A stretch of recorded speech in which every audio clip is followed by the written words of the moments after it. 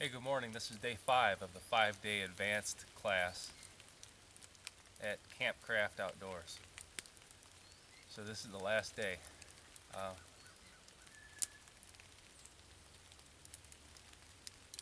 Sounds like it's starting to sprinkle a little bit. I was just going to say, we made it through without rain. They were calling for rain on Saturday. So I kind of prepped for that. I was expecting the worst with it. But it looks like it held off until now.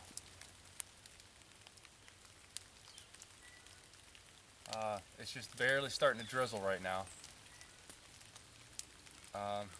So this is the last day. Class should be done. The sun just started to break here a little bit ago. I'm expecting to be done within a few hours to come down and get rescued, essentially. But I made it. I lived through the thing. I had enough skills to get by. But it was a tough course. It was a very, very tough course. Very enduring. There's a lot to it. If you want to come out here, you better be prepared for it. It's a butt kicker, that's for sure. But it was a good experience. I'm glad I got to do it. I'm very thankful I got to do it. So the rain's starting to come on harder now. I don't know if it's going to open up on us or not. My plan now is to just hole up. You know, I've got a couple more hours to go, possibly. I really don't know exactly what time we're getting picked up. Fire's going good. I have about 3 logs left, and those are smaller logs. So I timed the firewood up about right. I cut everything I needed on Friday, so I didn't cut any wood on Saturday really. Just a few. I gathered my smalls up again. You know, I keep that like an emergency in case the fire gets low, I oversleep or something. I always want to keep a bird's nest handy, and in case I got to save an ember. And I always keep a handful of smalls handy. 2 things. Again, if the fire's getting low, I have that ability to, save it essentially.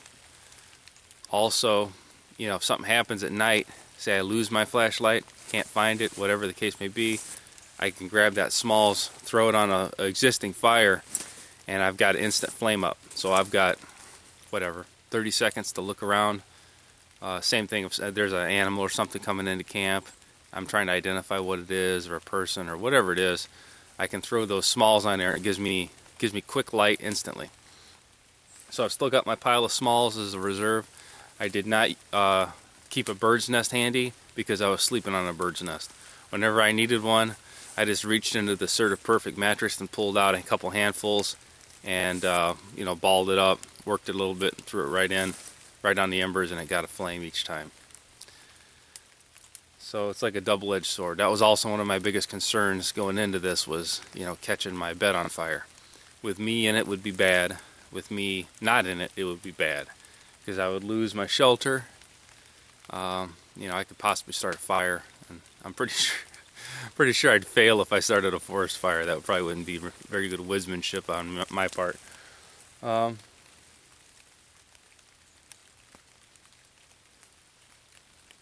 other than that, camp's doing okay. I'm just maintaining at this point. This is Sunday.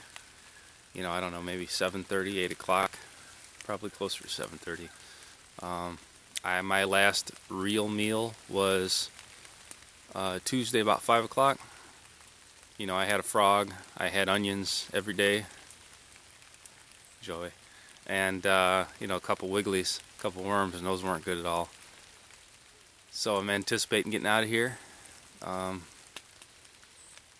glad I had this experience, but I'm done with it. I'm glad it's over. I'm not at the end of my wall by any means. If this was, whatever.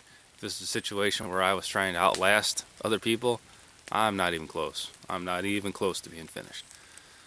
But I did find myself basically turning off the bushcraft stuff and just focusing on survival. If it didn't need to get done, I really didn't do it. I came in here with plans that I was going to build a chair, and I was going to build a tripod, and I was going to build all this stuff. And when it came right down to it, I didn't have any energy. And I didn't know what was coming. I didn't know what the next day was going to bring. I didn't know what the next obstacles were. So I didn't want to expend all my energy making some kind of BS, a chair so I could sit on and around it at night when I needed that. I needed that in reserve. The campsite I chose worked out pretty well. I would not have chose it again. It was not exactly level inside there. I took a digging stick and flattened out where my fire was, but that was too far away. So I drug everything closer to me and built a rock wall around the edge. But, embers rolling downhill was a constant worry to me. It was a nice, tight, compact area. I was banked in on the sides so I could get that reflective heat, and then the shelter was nice and tight. So any heat from the fire would be trapped in there. I'm pretty well wind blocked. I chose that as a bad weather shelter, basically. I chose it on, that would have been Thursday morning, and I was freezing. I spent the whole night just laying in an open field, beside a log. It was cold. So my first thought was, get me out of the wind, because I could hear wind. I could hear the trees, and I wasn't feeling all of it because I'm in a valley. Now my buddy Jason up on top, he was getting hammered with the wind, and he tapped. So that was constantly in my head. I didn't want to move left or right too far, because you can see in the background here I got a thick cedars, bunch of cedars behind me on a real steep hill. So I'm in a fairly steep valley, so the wind just seems to skip right over me. So I didn't want to go left or right, especially anywhere there was an open lane where I could put myself in a wind tunnel. That and the firewood was here. I had some split wood, some I could use. Finally, I kind of cracked the code on burning that big stuff. It would take 4 cedar logs about this big, crisscrossed with the big log on top. Those would completely burn down. I'd lift it up and stack 2 more under it before it would burn complete. So over the course of basically a 14-hour night, I've still got a piece of the big log that I started burning. So that stuff takes a long time to burn, and I didn't want to leave that resource. There's cedar everywhere. Smalls are not a problem at this place.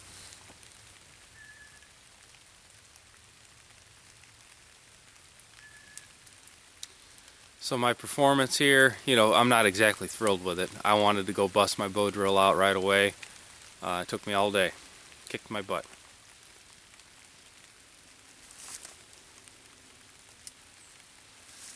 Looks like I got 4 minutes left of data, maybe? That's not bad.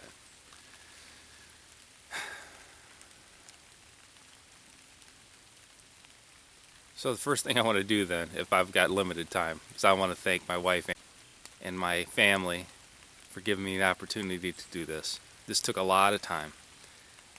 This was the Adventure Guide School is what it originally started. Now we switched over to the Bethlehem Outdoor College. But it was 7 classes, all had to be completed in a year. And then we had, I think it was 50 helper hours in. So those hours could be done here at Campcraft or at the Pathfinder School. So I did a little bit of both. I was at Pathfinder School 3 times. I think I was here once or twice, I don't recall. But I went over my hours, but I had the opportunity to do that, so I did it. So we did basic, we did urban survival, basic survival, urban survival, winter survival, intermediate survival, wilderness medicine, first aid. We had an outdoor leadership class, and then advanced. Besides all that, I was practicing specifically the bow drill all the time. I practiced and I practiced and I practiced, and that was my focus. And I neglected a lot of stuff that I should have been doing. And it was just a long process. It was like I'm looking at a year for this. Okay, so I signed up for this last November. My first class, I believe, was in February. So it took a lot, and I'm just thankful for the opportunity to get to do that. So family, thank you very much. I appreciate that. Now, this is done for me. This was a goal that I wanted to achieve, and I've done it. And I couldn't have done it without you guys, so thank you very much. Now, as far as the school itself, this is one of the best decisions I've done. Great group of guys. There was Jason, John, Mike, Ethan, Wayne, and myself. So there was 6 of us in the guide school group, and what a great group of brothers to have. I'm glad I got to meet them, glad I got to share some dirt time with them, and I'm sure I've made lifelong friends with all of them. It's a wonderful, wonderful time.